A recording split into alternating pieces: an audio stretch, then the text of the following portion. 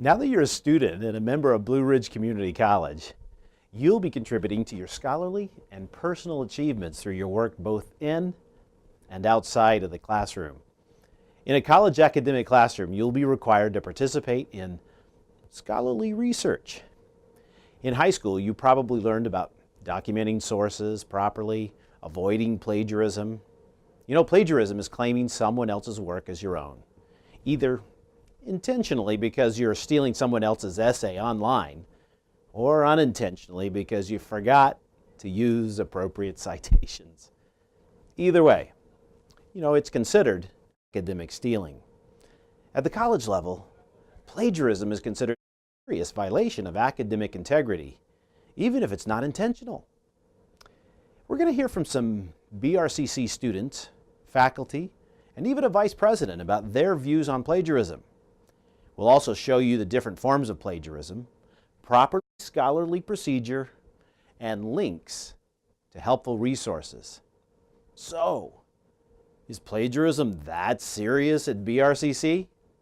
Well, let's hear what Bob Young, BRCC's own Vice President of Instruction and Student Services, has to say. One of the things that we really want to see is that you learn while you're here how to do things correctly. And plagiarizing or cheating and lying is not something that is going to be tolerated in the workplace. When you come in to talk to me, we're going to look at your paper. We're going to go through it.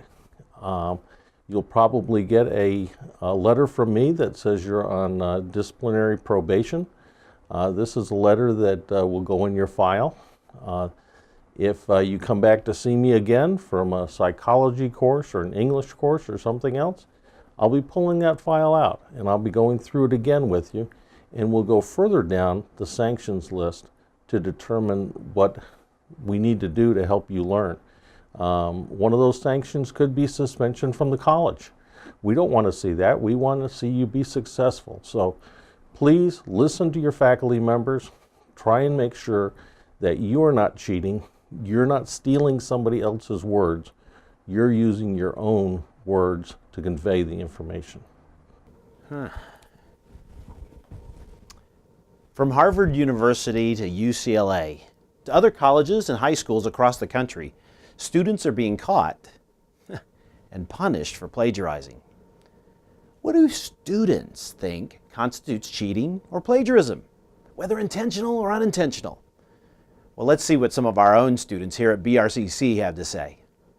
Using something that someone's worked really hard for, just for your own gain. You wouldn't steal a car and you wouldn't steal a TV, but would you steal a paper?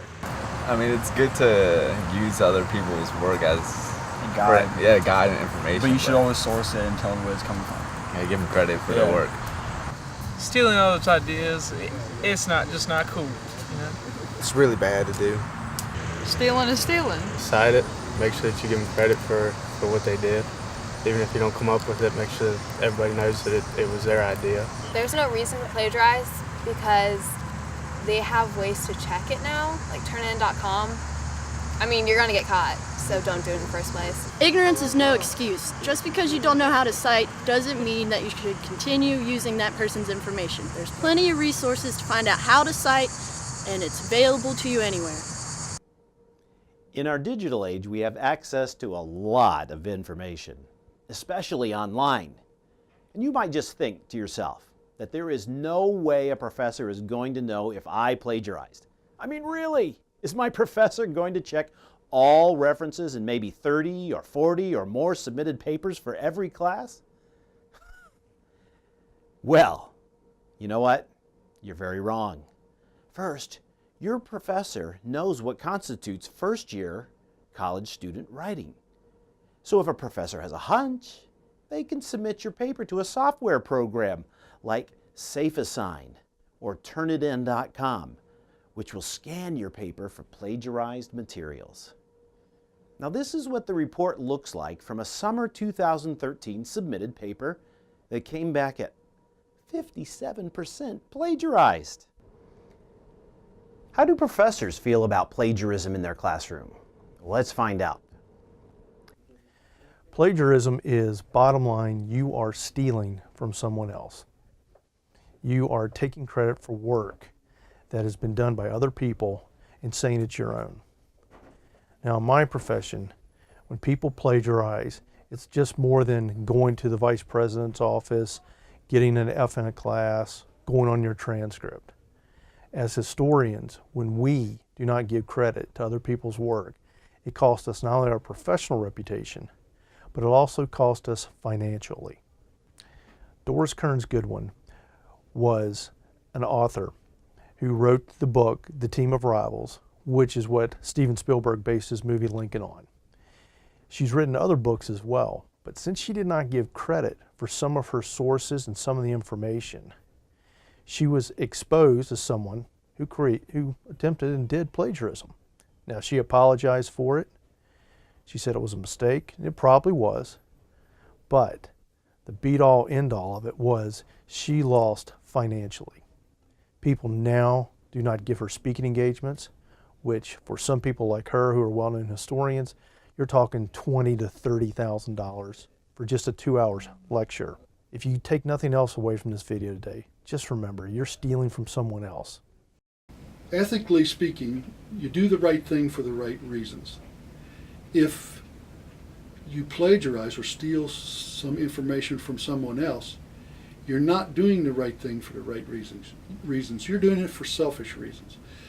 Maybe because your time constraints are such that you can't get something done.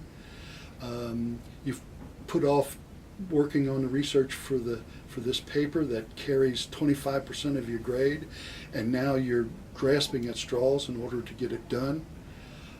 So you'll go out and capture other people's information to expedite the number of pages or number of words that you need to complete for that paper, and you paste it in your own work, not giving recognition to that individual that actually had that idea.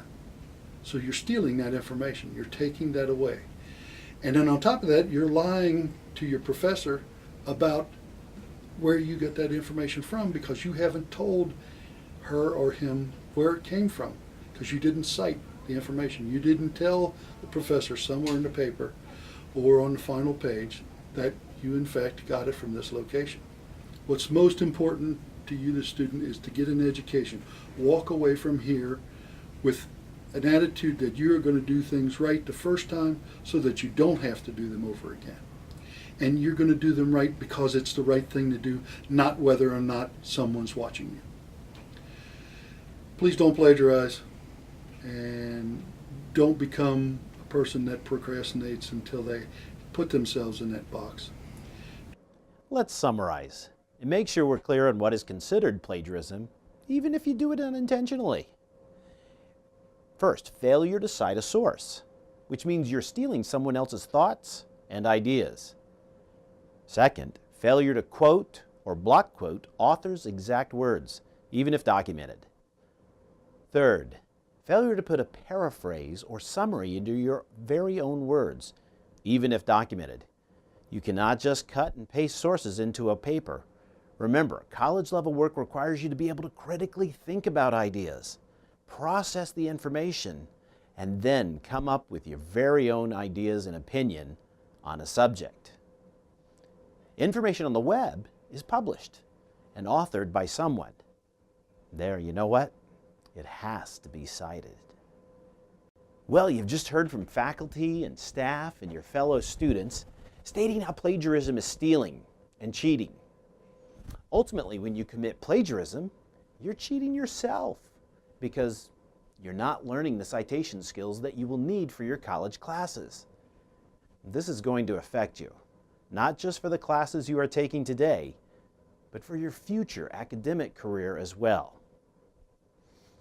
Now, we realize that you are still learning all the skills you need to be a successful college student. And this includes learning and using proper academic and scholarly research and citation procedures. In many of your classes, including composition and information technology classes, you'll be walked through the steps of proper citation, paraphrasing, and summarizing a writer's work using MLA and ABA guidelines. Also, our very own BRCC library provides online and in-person tutorials for citations. Besides the BRCC library, there are other places you can go for help. Your instructor, for one, the OWL Purdue Writing Lab, and the Cave. The Cave, BRC's Student Support Center. It's located in Building A, and it's staffed Monday through Thursday from 9 o'clock in the morning to 6:30 at night, and on Fridays until 2 p.m. You'll be able to sign up for peer tutoring or turn to one of the professors who happens to keep office hours in the Cave.